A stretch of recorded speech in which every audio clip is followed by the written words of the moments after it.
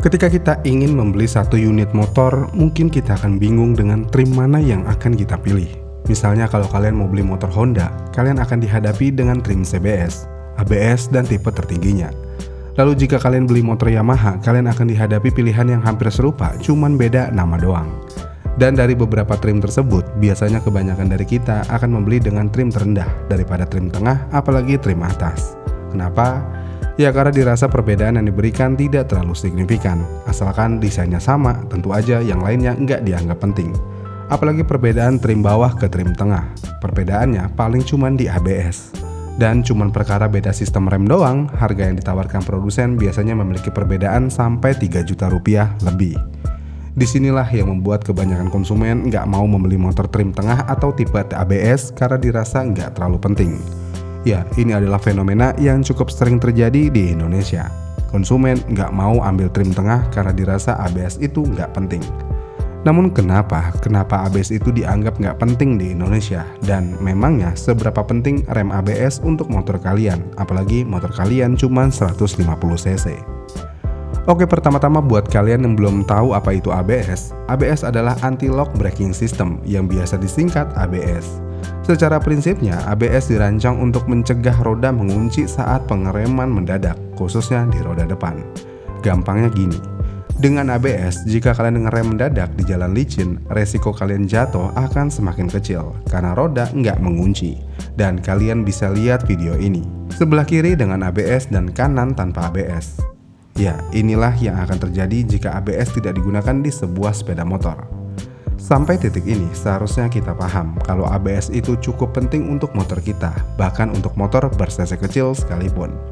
Dengan kondisi ini, sebenarnya pemerintah sempat membuat wacana kalau rem ABS harus menjadi standar di setiap motor yang dijual di pasar Indonesia. Dan jika hal ini terjadi dan terrealisasi, di satu sisi ini adalah hal yang baik. Tapi di sisi lain, siap-siap aja harga motor seakan-akan naik. Misalnya jika kalian ingin beli PCX, saat ini kalian bisa membeli PCX dengan harga terendah 33 jutaan untuk tipe bawahnya. Tapi kalau hal ini sudah terrealisasi, minimal uang yang kalian keluarkan hanya untuk beli PCX ABS ada di angka sekitar 37,9 juta rupiah.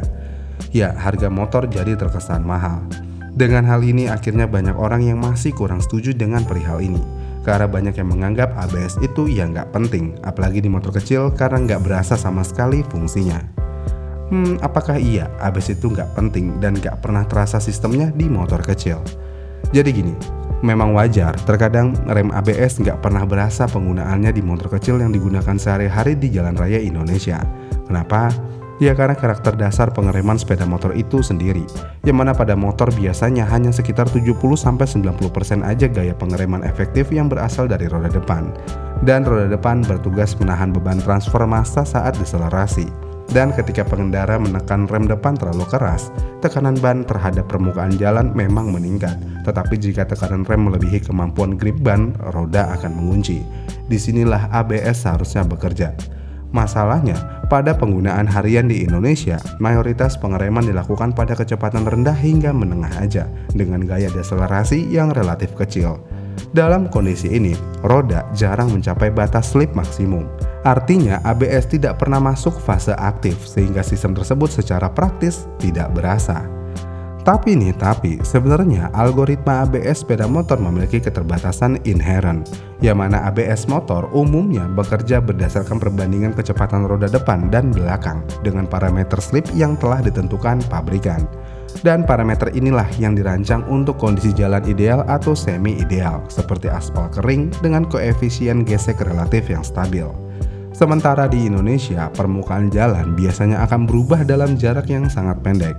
Misalnya, 50 meter pertama aspal lama, sisanya aspal tambalan, lalu ada pasir halus, debu semen, marka jalan yang licin, terus tiba-tiba jalannya jadi beton, dan yang pasti permukaan jalan yang bergelombang. Ya, ini adalah kenyataan pahit yang harus kita terima. Rata-rata jalanan yang ada di Indonesia kondisinya campur aduk kayak gitu. Kasarnya udah kayak trek balap rally. Dengan kondisi seperti ini, yang mana adanya perubahan koefisien gesek yang ekstrim, rem ABS seharusnya menjadi concern utama. Kenapa? Ya karena dengan kontur jalan yang seperti itu, tentu aja hal ini membuat ABS bekerja lebih sering dan lebih agresif. Karena secara teknis, sistem membaca potensi penguncian roda, lalu menurunkan tekanan rem berulang kali dalam interval milidetik. Tapi sayangnya dalam kondisi tersebut, biasanya tuas rem akan terasa bergetar dan tekanan pengereman terasa tidak konsisten. Dengan hal ini banyak orang yang beranggapan kalau rem ABS malah kurang enak dipakai karena pengeremannya jadi tidak linier lagi. Tapi yang perlu dipahami dan digarisbawahi di sini adalah ABS bukan sistem upgrade performa pengereman, melainkan sistem pembatas kegagalan. Karena mau bagaimanapun, ABS tidak dirancang untuk membuat motor berhenti lebih cepat dalam kondisi ideal, tetapi untuk mencegah skenario terburuk ketika pengendara melakukan kesalahan input. Jadi ya sejauh ini ABS memang cukup penting, bahkan penting banget untuk di sistem pengereman motor. Tapi balik lagi, masalahnya mayoritas jalanan Indonesia itu macet dan manfaat ini jarang terasa karena ABS akan terasa bekerja di kecepatan tinggi dan pengereman ekstrim. Makanya sejauh ini hal ini masih jadi wacana terus-menerus aja. Padahal hal ini sudah diwacanakan dari tahun 2022 oleh pemerintah. Dan jika dilihat dari kondisi ekonomi Indonesia saat ini, sepertinya menjadikan setiap motor harus memiliki ABS menjadi hal yang kurang masuk akal. Karena itu tadi, harga motor akan naik cukup signifikan. Dan bagi orang awam nih seperti saya nih, daripada membuat aturan standarisasi ABS di setiap jenis motor, ya lebih baik jalanannya dulu yang dibenerin. Nggak ada lagi tuh perbedaan tinggi jalan karena aspal tambelan. Nggak ada lagi jalan lobang yang dibiarin berbulan-bulan. Nggak ada lagi jalanan yang memiliki perbedaan kualitas aspal atau material dan lainnya. Iya kan? Namun yang menarik di sini adalah ABS terkadang tidak dianggap penting karena biasanya di jam sibuk rata-rata kecepatan kita di jalan paling cuma 40-60 km per jam, dan kalau lagi senggang ya paling di 60 km per jam juga. Dalam kondisi tersebut ya nggak heran banyak orang yang menganggap ABS itu masih nggak penting. Tapi pada akhirnya mau apapun kondisinya, secara harfiah ABS itu cukup penting berapapun cc motor kalian.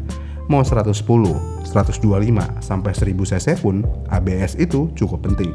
Tapi sayangnya dengan kondisi ekonomi seperti saat ini, dengan menghilangkan trim bawah non-ABS, sepertinya menjadi hal yang cukup berat untuk konsumen Indonesia. Karena sekali lagi, harga motor bisa naik cukup signifikan. Oh iya, sekali lagi nih, menggunakan ABS bisa mencegah kalian jatuh dari kondisi apapun, mau itu jalanan licin, berpasir, dan lainnya, asalkan nggak berlubang. Kalau berlubang, ya kemungkinan bisa jatuh. Yang berarti fungsi ABS ya hanya sejauh itu. Jadi buat kalian yang berharap ABS bisa mengurangi resiko rem ngeblong, itu udah beda konteks. Karena ABS tidak anti ngeblong. Karena kalau salah penggunaan rem dan rem sudah terlalu panas, ya rem ngeblong tentu aja tidak bisa terhindarkan. Jadi ya, rem ABS memang sepenting itu. Tapi harganya tolong jangan dinaikin banget. Gimana nih menurut kalian? ABS itu penting atau nggak penting? Atau lebih penting mana? ABS atau jalan yang bagus? Komen di kolom komentar di bawah ya, dan sampai jumpa di video selanjutnya.